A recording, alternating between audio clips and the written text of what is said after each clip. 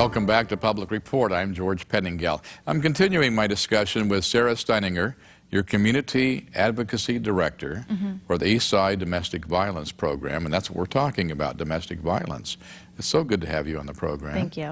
When I see the word advocacy, I think of going before the state legislature in Olympia and advocating for these kinds of programs. But you don't do that, do you? Well, we do. Oh, do That's you? advocacy okay. too. That's public policy advocacy. Oh, okay. Different forms of advocacy. We also do domestic violence advocacy, and it's actually pretty similar, only on a much smaller scale, where we're working with one person to try to help be their voice when they are voiceless. I want to go back to this issue of whether a victim of domestic violence should get out of that relationship or stay with it. I'm a little bit bothered by the fact you say that they should stay with it. If they do, they're going to continue to be abused, aren't they? Well, I don't say that they should or should not do anything. I want survivors to do what they feel like is best for them. And for some survivors, that is staying in the relationship because they don't want to leave their kids alone with their abuser, or because they're at a much increased, 75% increased risk of being killed by their partner when they do. When they leave, you mean? Ooh, yeah. If it's that high, I guess they should stay, shouldn't they? Well, and some decide to leave, and we support that decision as well. In fact, we have an entire service system devoted to helping them do that. Yeah, well, it's almost like an underground railroad, isn't there? Well, it's a little different than that, but we do have shelters in confidential, secret locations where survivors can come and live with us for up to about 3 months, usually more like 1 month, and we provide them with all of the resources we have available to try to help them make decisions about what's going to happen next. So how do you get their attention? How do you give them these choices? Well, we work directly with someone. When they call us on the crisis line and they let us know what they're looking for, and we let them know what might be available to them. And then once they start to make some decisions about what they want, we'll help them move in that direction, whatever direction that is. You don't do anything, though, until they approach you first. Is that right? Generally, yes. There are a few occasions when we'll respond to someone because we're requested by the police or a social worker. Oh, sometimes the police do request your assistance. Yes. Is that right? Yeah. Okay, so you're tied in with them in that regard. Yeah, it's becoming less and less so that is how we work, in large part because people know about us now. But still, if you're experiencing domestic violence, we're the last people you want to call. Usually you're going to talk to your friends, your family members, possibly your pastor or other faith leader, and you're going to ask for support from those folks first. And that's why I personally feel like it is so important to support the community in responding correctly. So you probably, and others in the organization, probably do a lot of speaking, don't you? You go to churches, and you go to different community organizations, and you tell them what you do and that you're available. So when they hear of something, they can say, yeah, go see East Side or wherever it might be, whatever the organization might be. Yeah, yeah. We go out there and we talk about domestic violence. We make sure that people know that it exists. A lot of people just want to pretend that that doesn't happen in my community.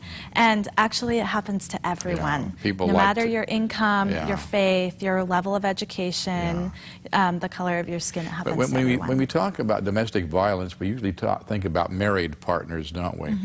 But it also involves people living together who are not married. It also involves date relationships. Absolutely. Yeah, in fact, domestic violence happens to youth and teens when they're in their early dating years as well. And it happens to people in all types of relationships. Here in Federal Way, we have quite a diverse community. They say that in the public schools, 84 languages are spoken. Wow. We have a huge Korean population and lots of other ethnic enclaves in the city. Do you try to gear your program for those different cultural requirements? We do, and we're working very hard at that right now. We're working on a program to become more accessible to limited English-speaking folks specifically.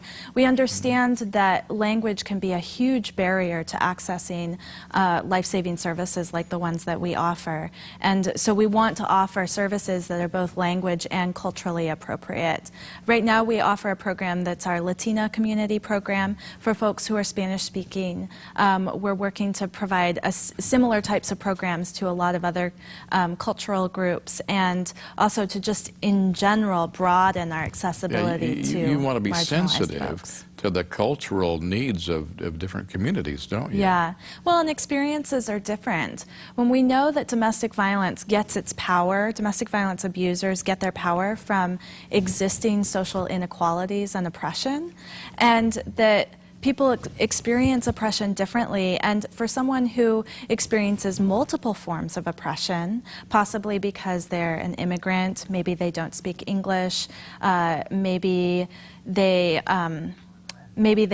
come from a different faith community, it's much scarier to try to think about how they might address their issues, and oftentimes they don't even know that resources exist, and it's really important that we're able to provide the same type of services to those folks as we provide to people with English and how large is your access. staff?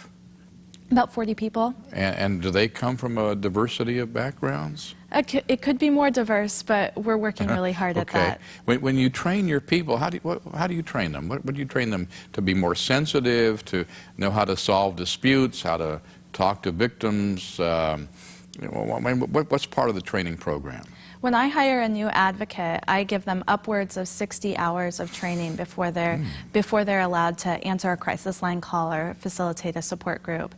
And we train them in everything from listening skills and phone skills and information about resources that are available to how to manage their own emotions when they're responding to a very difficult situation, and issues around oppression and all types of things. People need to have a lot of skills to do advocacy work. It's complex. Yes, it's absolutely. not simple. Yeah, it's hard work, and some of the most rewarding work I've ever done in my life. Yeah. I bet so. Do you like it? I do. Or, I don't know if that's the word, if you like it. You're dealing with people who are getting hurt and abused all the time. Passionate. You're passionate about it. I'm very passionate about it. I don't believe that anyone deserves to experience any type of violence. And my goal is to do everything I can to try to mitigate that. Are you trained in sociology or psychology or things like that? I mean, certainly I've received some informal training in those issues, but my degree is in art. Well, hey, no, that's interesting, though. That brings up a different subject here. I know there are programs that deal with children, abused children, and they use art to bring the children out to express their feelings. You can do the same thing in your program, can't you? And we do. And you do. Yeah, there's different types of curriculums that we use, but children don't have the words necessarily to communicate what they're experiencing. And some of the best ways for them to really process what's happening to them is to be able to do some art projects that kind of depict their feelings and emotions and experiences. Yeah. There are other programs that use animals to help bring them out. There's a program in the prosecutor's office up in Snohomish County. You probably know about it. I think I'm familiar with it. They use dogs. I have a sweet dog at home, and I want him to become a therapy dog for EDVP. Oh, good. That's great. I like the fact you're using all these resources. Transitional housing is a big part of what you do, isn't it? Yes. And when I say you, I'm talking about all the programs in the area, not just yours, but transitional housing is really big, really important. Well, various types of housing, really. The way that we provide solutions for homelessness are really changing right now. There's various types of plans out in the county that are working to try to address it. And so what used to be transitional housing is really only one small piece of a range of different housing options. We provide what's called transition in place, where people get to stay in a market rate apartment, and we help them and gradually pull out, and then they're paying the rent all on their own, and we're just there for any kind of emotional support they need. How about educational programs? Do you have schooling programs? Do you have job training programs?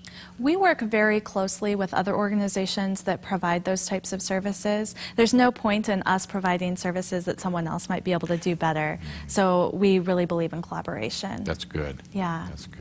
Yeah, we also work very closely with DSHS and the Department of Social and Human Services and the various types of training programs and things like that that are available through them. How much does it cost to help someone who's caught in domestic violence? What are the true costs? Well, I know we could talk hours and hours yes, about we that. could. There's so many ways to describe that. We could talk about money, and it's incredibly expensive to help someone who's experienced domestic violence. And it really depends on what they end up accessing. If you reach out to them early, the earlier services, the crisis line, the support group, the advocacy, and the counseling are much less expensive than when we have someone in shelter. That's very expensive. But there are social costs as well. I mean, the cost to our entire community of having violence existing in the family and in the home is huge. The cost to police, the cost to the workforce and the lost work, the cost to the healthcare system is huge. So it's really difficult to come up with an actual number. It's really more of a picture of what is going on in our community. This is a very simplistic question. Please forgive me, but I have to ask it. Are we ever going to end the domestic violence problem? I can't do this work without believing that we can. Okay. But it may not be in my lifetime. And so I want to do everything I can to move us forward. And we can't do that without the support of the community. We're only one small piece of an entire puzzle of violence that exists in our community, and domestic violence being one type of violence. But as long as other types of violence, as other types of social inequalities, as other types of crime exist, domestic violence will still be around. It's why it's so important for the community to hold abusers accountable, for the police to show up on those domestic violence calls and really respond appropriately, for faith communities to provide support to survivors and accountability to abusers, and not necessarily try to push that family back together if the survivor feels like she needs to leave. You're having a breakfast tomorrow morning, October 2nd? October 8th. October 8th, excuse me. Friday. Very quickly, if people want to go to that breakfast or they want more information, what's your phone number, what's your website? Well, we can be found at www.edvp.org, or anyone can call us at 425-562-8840 to get more information about that. Thank you. I appreciate that. Appreciate you. Thanks for coming on the program today. Sarah Steininger, you're a Community Advocacy Director for East Side Domestic Violence Program. I really thank you for coming on the program today and opening up to us. And I want to thank you for watching today. I hope you've learned a lot. You have a great day. You've been watching Public Report, a public affairs presentation of KTBW. The opinions expressed in this program do not necessarily reflect the views of the Trinity Broadcasting Network.